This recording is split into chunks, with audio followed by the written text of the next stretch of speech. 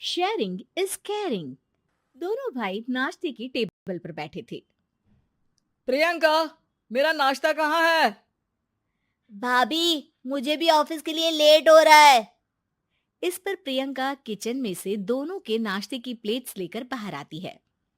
लो भाई, आप दोनों का नाश्ता। किसी को भी 1 मिनट का सब्र नहीं है। ये प्रियंका का ससुराल है, जहाँ कोई औरत ना होने की वजह से शादी वाले दिन से ही घर के साथ दोनों भाइयों की जिम्मेदारियां प्रियंका संभाल लेती है। दोनों भाई शांति से नाश्ता कर रहे होते हैं कि अंकुश अपने भाई की प्लेट से पराठे का एक टुकड़ा उठा लेता है। आपको पता है ना, मैं खाना शेयर नहीं करता, फिर भी मेरी प्लेट में से खाना जरूरी है क्या? अरे हद हो गई है, मुझे नहीं खाना अब। अंकुर गुस्से में नाश्ता छोड़कर टेबल से उठ खड़ा होता है। अरे, ये कैसा बिहेवियर है अंकुर? एक टुकड़ा ही तो है। एक हो या आधा, मुझे भूख लगी है तो ये सिर्फ मेरा ही है। उसे भी किसी के साथ शेयर करने बैठा तो भूखा नहीं रह जाऊंगा। अरे बाबा ठीक है, अब इस पर भी लड़ाई। दूसरा बना देती हूँ, पर प्लीज ऐसे खाना बीच में छोड़कर मत जाओ। इससे अन्न का अपमान होता है। ओ प्लीज भाभी, ऐसी कोई चीज होती ही नहीं है। आपके पास पैसे हैं, खरीदो और खाओ। अगर नहीं खाया जाए तो फेंक दो। अरे दुनिया में सब यही करते हैं। अंकुर बैग उठाकर ऑफिस के लिए चला जाता है, जिसके पीछे उसका बड़ा भाई मायूस सा घर में खड़ा रह जाता है। जिसने बचपन से सोने की चम्मच में खाया हो, उसे दुनिया के बारे में क्या पता होगा। वैसे गलती तो हमारी ही है। अगर कभी बचपन में ही सही गलत का फर्क सिखाया होता तो आज ये हाल नहीं होते। आप फिक्र क्यों करते हैं जी? भगवान है, वो जो भी करता है सबकी भलाई के लिए ही करता है। और जब वो चाहेंगे तो अपनी तरह से अंकुर भैया को भी सब कुछ सिखा देंगे। पत्नी की बात पर विश्वास कर अंकुश भी ऑफिस चला जाता है। सुबह से दोपहर होती है और अंकुर लंच करने ऑफिस के पास वाले रेस्टोरेंट में पहुंचता है, जहां वो एक साथ बहुत सारा खाना ऑर्डर कर देता है। सर, क्या कोई आपको ज्वाइन करने वाला है? नहीं तो क्यों? अब कुछ नहीं सर, ऐसे ही। वेटर चला जाता है और कुछ देर में अंकुर का ऑर्डर लेकर वापस आता है, जिस पर अंकुर सब डिशेस में से थोड़ा थोड़ा खाकर बाकी ऐसे ही छोड़कर बिल देकर चला जाता है। वाह भगवान, तेरी माया। कहीं कोई एक एक टुकड़े के लिए तरसता रहता है और ये 5 लोगों का खाना ऑर्डर करके एक का भी पूरा नहीं खाते। पैसे वालों की माया। वेटर टेबल साफ कर बचा हुआ सारा खाना लेकर रेस्टोरेंट के पीछे घूम रहे बच्चों के पास पहुंच जाता है, जिसे देख बच्चों के चेहरे खिल उठते हैं। वाह, आज इतना सारा खाना आया। थैंक यू भैया। भगवान आपको खाने की फैक्ट्री बना दे। अगर ये फैक्ट्री मेरी होती तो तुम लोगों को कभी किसी का झूठा बचा हुआ खाना नहीं खाना पड़ता। चलो तुम लोग खाओ, पर ध्यान रखो किसी को पता ना चले, नहीं तो मेरी नौकरी चली जाएगी।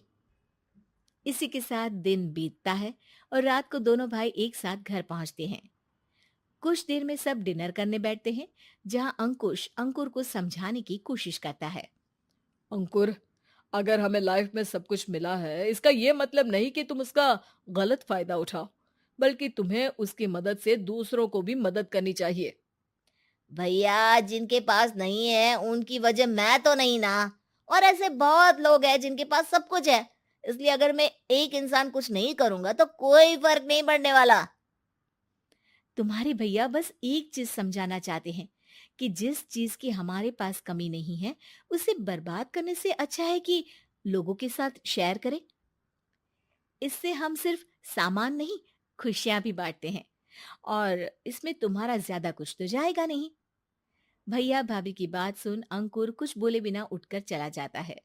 इसी तरह दिन बीतते रहते हैं, जिसमें अंकुश और प्रियंका कोशिश तो बहुत करते हैं, पर अंकुर पर किसी भी चीज का कोई असर नहीं पड़ता। एक दोपहर अंकुर सैंडविच खाते हुए सड़क के किनारे चल रहा होता है। तभी उसकी नजर आइसक्रीम वाले पर पड़ती है और वो सैंडविच सड़क किनारे फेंक आइसक्रीम खरीदने पहुंच जाता है। अब इसे कहते हैं जिंदगी का सुख। जैसे ही अंकुर आइसक्रीम लेकर पीछे मुड़ता है, तो एक आदमी को सड़क से वही सैंडविच उठाते हुए देखता है। वो आदमी बहुत कमजोर, गरीब, जैसे बहुत दिनों से खाना ना खाया हो वैसा लग रहा था। अंकुर उसके पास जाकर खड़ा हो जाता है। उसे देखकर आदमी सैंडविच अंकुर की तरफ कर देता है। आपको भी खाना है क्या? क्या हम इसे आधा आधा कर ले? मुझे बहुत भूख लगी है। वो मेरा ही झूठा सैंडविच है। तुम दूसरा खरीद कर क्यों नहीं खा लेते? इसे क्यों खा रहे हो? अरे भैया, अगर खरीदने के पैसे होते तो 4 दिन से भूखा नहीं घूम रहा होता। हैं? क्या? तुमने 4 दिन से कुछ नहीं खाया, फिर भी इस आधे सैंडविच को मेरे साथ बांटने के लिए तैयार हो गए? क्यों? अरे भैया, पैसा नहीं है तो क्या हुआ, इंसानियत आज भी उतनी महंगी नहीं हुई, और ना ही उस पर अमीर गरीब का टैग लगा है जो हम उसे रख ना सके। पर अफसोस, आजकल लोगों के अंदर पोषण, खून या विटामिन से ज्यादा इंसानियत की कमी होने लगी है। आदमी की बातों से अंकुर को समझ में आ जाता है कि वो आज तक कितना गलत काम करता आ रहा था। इसके बाद से वो अपनी किसी के साथ शेयर नहीं करने और खाने को बर्बाद करने वाली आदत को छोड़ देता है।